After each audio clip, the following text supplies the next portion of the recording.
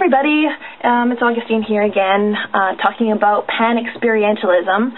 But first, before I do that, I just wanted to make an apology to everybody who I haven't really responded to yet, because I think a lot of interesting criticisms were made about some of my videos, and some people actually brought up some really, I think,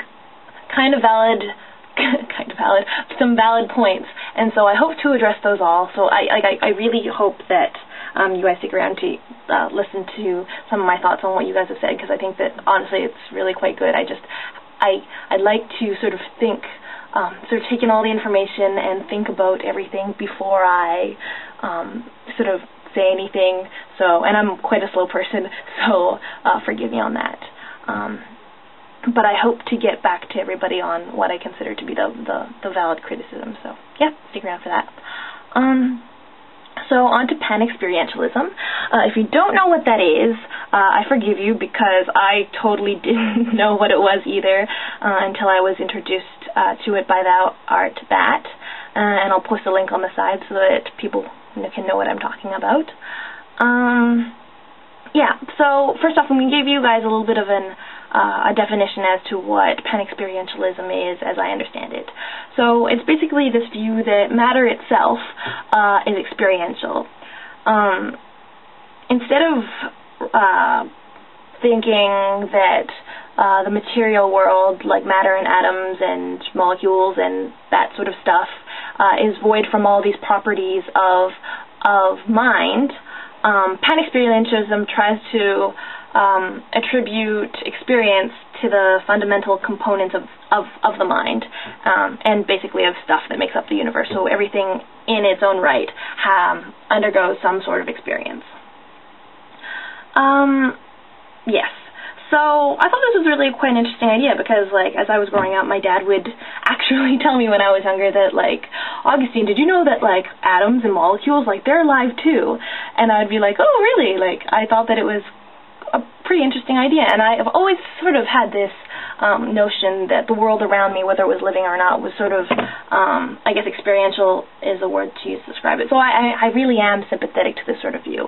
But I've sort of stopped viewing the world in that sort of way, and I'll get into that a little bit into my later thoughts as to why I don't really view the world that way anymore.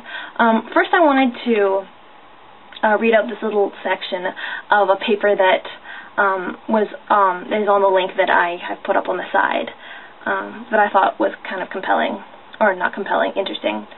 Complex organisms can be broken down into their component parts, but this does not explain how it is that the whole is more than the sum of the properties of the component parts into which it is broken down. So I think this raises kind of an interesting issue. It's basically saying that, you know, the component parts of the mind, the atoms and things like that, if they are not experiential, they don't have some degree of consciousness. And I just say some degree because I don't think the Panexperientialist is trying to say that it has a sort of consciousness that you or I have, but it has a sort of property, like a lesser property of consciousness or experience, and that is, and when put together, it creates this, you know, not bigger consciousness, but this greater property of consciousness, and that's how it rises at all. Because if you have particles that are completely void of consciousness at all, how does they come together to make consciousness? It seems to magically appear, and that doesn't seem to work either. And so I think this is where the thinking process sort of comes from, that matter must be experiential if it makes an experiential mind. And so, like, I buy into it to some degree, but at the same time, I don't, and I don't like using words like matter is experiential. I think that personifying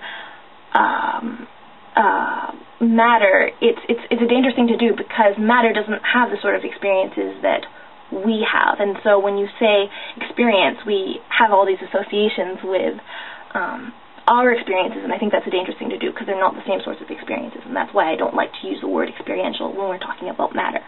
I'm going to use the analogy of a car right now, because we talked about, so we said, how is it that consciousness arises from something that is completely void of particles that are completely void of consciousness? How does that work at all? Like, does that make any sense? And I mean, it does and it doesn't. So let me break down the example of the car. What is a car made up of? I know this is really mechanical, like, I'm sorry, I'm a kind of a mechanical person, that's how I like to view things, but, yeah, take the example of a car.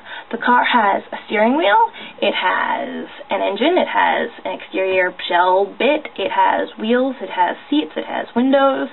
I realize there are other parts to the car, I don't know them all, I'm sorry, but the car is made up of parts, right?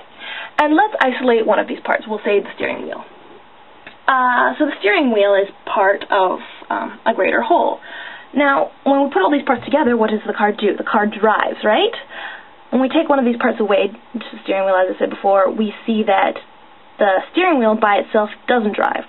Now, you can say, like, I have no problem with you saying something along the lines of, well, the steering wheel has this property of driving. It doesn't drive in the same way that a car does, but it still has this sort of sub-driving quality to it. And if that's the way you want to look at it, that's kind of fine with me. But the wheel definitely doesn't drive, doesn't have this component of driving in the same way that a car drives. Once you put the car together, then it drives the way that, you know, we associate driving to be. But the wheel by itself, we don't usually say that it has this sub sort of quality of driving to it. Likewise with consciousness. I mean, you can say that atoms are experiential. You could say that, like, I don't really have a problem with it. It's just that it's so far from the experiences that I have. Like, when I think of experience, I think of, let's see, like, what I had for lunch today, you know, like, being taught by my mother, like, memories of me being taught by my mother. I think of, you know, all the sensations that I've had, like the people's eyes that I've looked into, the sights that I've seen around the world or whatever. Like, that's what I